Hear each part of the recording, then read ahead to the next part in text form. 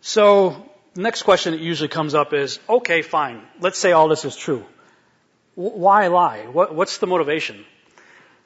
You know, I can't speak on their behalf, but I can look at what's going on and speculate. This is what I think the motivation is, from my perspective, just looking at the evidence. One, first get people to doubt Yahuwah's word. That's the way I pronounce the Yod He Vav He, the name of God, by destroying the very foundation of our Bible, Genesis, specifically the creation account. Two, set up a new paradigm where God is out and science is in. Evolution removes Yahuwah from the equation. Three, when evolution finally runs its course and becomes utterly bankrupt, introduce the idea of intelligent design, but deny the true designer his due credit and place it rather on ancient aliens. How many of you guys seen that show, Ancient Aliens? What are they up to, like 13 or 14 seasons now? They think they might be trying to brainwash us? Four, promote the ancient alien theme as much as possible in all forms of media by perpetuating the concept of Earth as a tiny blue marble orbiting an average sun in an average galaxy among trillions of other galaxies in an ever-expanding universe. With so much potential for life to exist in such a vast expanse, the idea of alien scientists being our creators seems a lot more plausible over time and heavy indoctrination. Five, the stage is set for our alien creators to return and bestow upon us their miracles, signs, and wonders in order to convince us all the more that all religions are false. We then put our trust in them. Finally, when Christ does return, we are all convinced that He is the enemy, and our united world gathers together to make war with Him. Now, here's a little video that I put together talking about the idea of alien disclosure. How many of you guys have been kind of following the UFO scene for a while now? You know it's picking up. More and more UFO sightings are happening all over the world. And you got people out there like Dr. Stephen Greer talking about alien disclosure and that it's imminent. But he started to change his tune a little bit. And I'll play a clip of him here in a minute. And then I want you to pay close attention to something Wernher von Braun allegedly said, more or less a deathbed confession. But before we get to that, there's a movie, it looks kind of like a cheesy B-movie, called UFO, with Gillian Anderson from X-Files in it. And there's a trailer out for that. Pay attention to what they say at the end of this trailer. United 367 preparing for takeoff. Please advise. Copy that, 367. Stand by. What is it?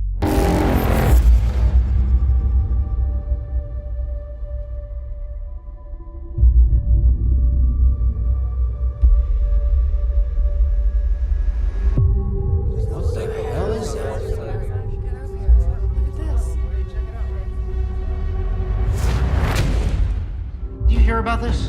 Flight operations were temporarily suspended this afternoon after reports of a mysterious aircraft hovering above the airport. I'm going to need the footage from this entire facility. I want all those passengers in conference room A. There's an opportunity to take a giant leap forward. Everything is riding on it. What are the most important questions in the world? Is there a God? What happens when we die? Are we alone in the universe? If anyone answered any one of those questions, it would change everything. Indeed it would, and that's why I think all this is building up to something.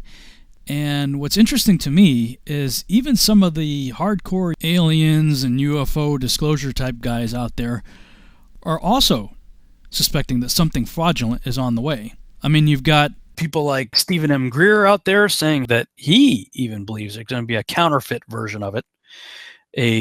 That we have the technology right now that human beings could fake UFOs with our own technology, make people believe that it's alien spacecraft, but it could very well just be, black budget DARPA type projects, developed in Area 51, human engineered aircraft that are being used by our government or the governments of the world to deceive people that it's really aliens. He's warning about that. Military term, so you know it, is a false INW or a deceptive INW, indication and warning. And it's basically like Gulf of Tonkin event in Vietnam. You basically exaggerate or hoax an event that then manipulates policymakers. Is connecting a dot that all of you better listen to very carefully if it's the last thing you learn today. And that is that there is an overarching agenda that was hatched in the 50s. Remember that psychological warfare document and its value? That was hatched in between 53 and 56 to create the specter of a threat from outer space that does not exist. Wernher von Braun stated on his deathbed, and we have the testimony of his assistant, that and said, they will first have the Cold War, then we decided there would be nations of concern, then global terrorism. We have this testimony from before 9/11. Then that would be followed by threats from outer space. They'll start talking about asteroids and things of this sort, but the ultimate one they're going to play is the alien threat, and it's all a lie, and it's all a hoax. But in order for the lie to work, they have had to create a body of disinformation, false information, and frightening scenarios, and actual events that would be convincing to our policymakers like Reagan, convincing to the average person, and to the UFO public that consumes videos, entertainment consoles, movies, etc. And that has been the 50 to 60 year plan. Don't forget that no less a figure than Douglas MacArthur in his last address to the Congress said World War III will be interplanetary. So they have been wanting to provoke an interplanetary conflict for as long as I've been alive, and I'm no spring chicken. More and more in the last few years, he's been talking about a counterfeit alien disclosure that be 100% orchestrated by human beings in order to push forth an agenda. Now, of course, he's not a flat earther. He believes in the spinning globular Earth model and that there are ancient aliens out there, and he believes we need to reach out to them and, shake their hand and say, hey, let's be friends, and all that good stuff. But the thing about flat Earth that really intrigues me is it nullifies all of it. If we're in a terrarium, well, there's a creator. And so if there's a creator, then immediately evolution is demolished, and the whole notion of ancient aliens goes out the window too, because everything above us is way closer and way smaller than what we've been taught.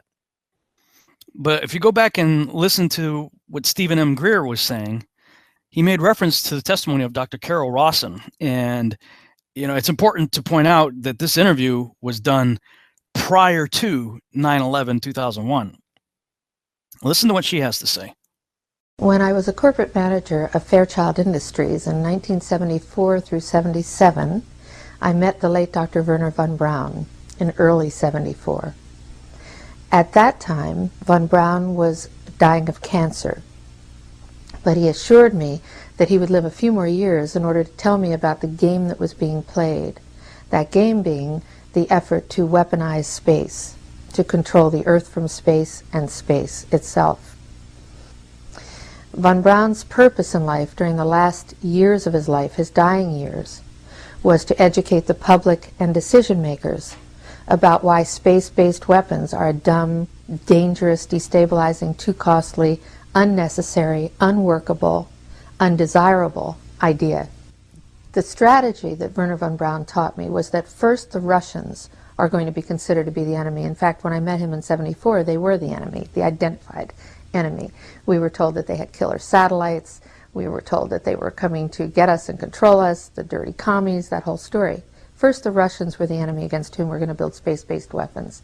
Then terrorists would be identified, and that was soon to follow. We heard a lot about terrorism. Then we were going to identify third world country crazies. We now call them nations of concern. But he said that would be the third enemy against whom we would be needing to build space-based weapons. And the next enemy was asteroids.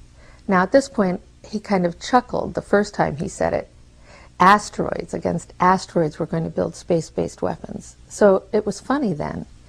And the funniest one of all was against what he called aliens, extraterrestrials. That would be the final card. And over and over and over during the 4 years that I knew him and was giving his speeches for him, he would bring up that last card. And remember, Carol, the last card is the alien card. We're going to have to build space-based weapons against aliens, and all of it, he said, is a lie. Well, at the time, I kind of laughed when he said asteroids, and when he said extraterrestrials, I knew I wasn't going to deal with that subject. And now we hear in the news just today, this week, that they've slid in another enemy. Only this time we're going to protect our satellites. In other words, we have to have some reason to spend these trillions, to waste these dollars on a space-based weapon system, and they're all lies. And I will testify before the Congress under oath about everything I have said and more. Thank you. So, I mean, we can take it or leave it. I don't know what to make of this. I certainly don't trust Wernher von Braun. This person seems to be a credible person. She's giving a testimony that, I mean, we can only assume is true unless proven otherwise. But what if Wernher von Braun at the end of his life was making a confession of sorts and trying to warn her and telling her to tell everybody else, and, perhaps warning others that, look, what's coming, whatever it is that they may have had information or been privy to, is fake. It's a fraud. It's not real as it pertains to visitations from outer space. I mean, maybe there's a good reason why he had whoever he left behind after he died had them put Psalm 19:1 on his tombstone, of all things, and for Wernher von Braun of all people, right? Psalm 19:1 describing the firmament. It's definitely one of those things that make you go, Once again, why is all this happening now? Why is Flat Earth coming out at this time, of all times, 21st century, right? I really do believe that there is a great deception that's coming our way. And when you look at all this, and all my other research dealt with aliens and all that kind of stuff, and my opinion of that is that we're dealing with fallen angel entities, demonic entities, Nephilim, and things of that nature. That something's coming. It may be that we're going to wake up one day and there will be, like Independence Day, mile-wide spaceships parked over cities sometime. And what's that going to do to everybody's faith? The thing about Flat Earth is it nullifies all of it. It makes all of it ridiculously impossible. There are no other worlds, and if there are no other worlds, then there are no other aliens. So that's my opinion as to why this is coming out at this time. Something may be happening. If you scoff at the idea of mile-wide spaceships parking over cities, that's stupid, Rob. That's just Hollywood. Oh yeah, talk to the people who live in Stephenville, Texas, when one parked over their city, back in, I forget what it was, 2008 or something like that. You could look that up. Things have happened. Things are going to happen. And for me, when I'm trying to navigate in a sea of lies, the only anchor that I have is the Bible. And we'll talk about it tomorrow. The Bible is a Flat Earth book. Thank you. Thanks so much for watching. I hope you enjoyed this video presentation. If you did, please subscribe to my YouTube channel, like the video, and share it on your favorite social media sites. There's a lot more to come, so stay tuned and we'll see you back next time.